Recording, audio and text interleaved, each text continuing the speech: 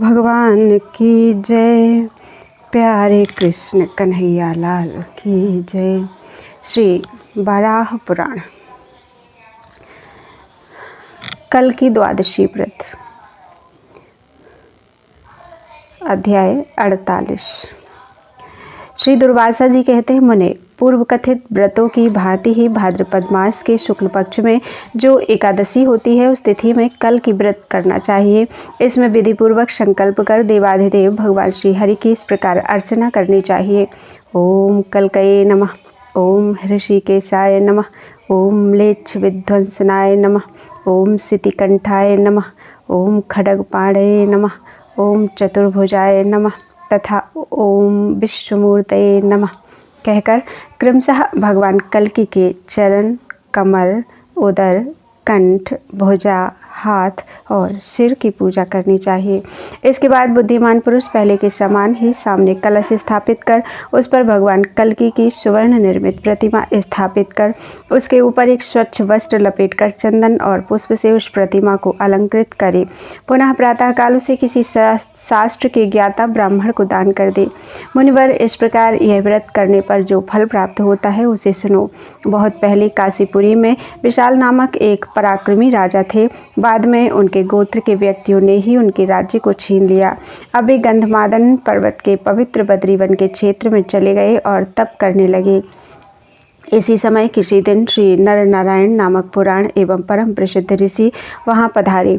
उन दोनों देवताओं ने, जिन्हें संपूर्ण देवगण नमस्कार करते हैं और जिनके आगे किसी की शक्ति काम नहीं देती, उस समय राजा विशाल को देखा और मन में विचार किया कि यह राजा बहुत पहले से यहाँ आया है और परब्रह्म परमात्मा विष्णु का निरंतर ध्यान कर रहा है। अतः नर नारायण ने प्रसन्न होकर उन निष्पाप नरेश से कहा, राजेंद्र, हम लोग तुम्हारी कल्याण कामना से वर देने आए हैं, तुम हमसे कोई वर मांग लो। राजा विशाल ने कहा, आप दोनों कौन हैं यह मैं नहीं जानता, फिर किसके सामने वर पाने की प्रार्थना करूं? मैं जिनकी आराधना करता हूं, मेरी उन्हीं से वर प्राप्ति की हार्दिक इच्छा है। राजा के इस प्रकार कहने पर नर नारायण ने उनसे पूछा, राजन, तुम किसकी आराधना करते हो अथवा कौन सा वर पाने की तुम्हें इच्छा है? हम लोग जानना चाहते हैं, तुम इसे बताओ। ऐसा पूछने पर राजा विशाल बोले, मैं भगवान विष्णु की आराधना करता हूँ। और फिर वे चुपचाप बैठ गए। तब नर नारायण ने पुनः उनसे कहा, राजन, उन्हीं देवेश्वर की कृपा से हम तुम्हें वर देने के लिए आए हैं, तुम वर मांगो। तुम्हारे मन में क्या अभिलाषा है? राजा विशाल ने कहा, अनेक प्रकार की दक्षिणा से संपन्न होने वाले यज्ञ करके मैं भगवान यज्ञेश्वर की उपासना करना चाहता हूँ। आप वर देकर इसी मनोरथ को पूर्ण करें। उस समय राजा के पास नर और नारायण दोनों महाभाग विराजमान थे। उनमें से नर ने कहा, ये भगवान नारायण हैं, अखिल जगत को मार्ग दिखाना इनका प्रधान काम है। संसार की सृष्टि करने में निपुण ये प्रभु मेरे साथ तपस्या करने के विचार से इस बद्रीवन में आ गए हैं। मत्स्य, कच्छप, वराह, नरसिंह, वामन और परशुराम, इन सब रूपों से पूर्व समय में इनका अवतार हो चुका है। इनकी शक्ति अपरिमेय है।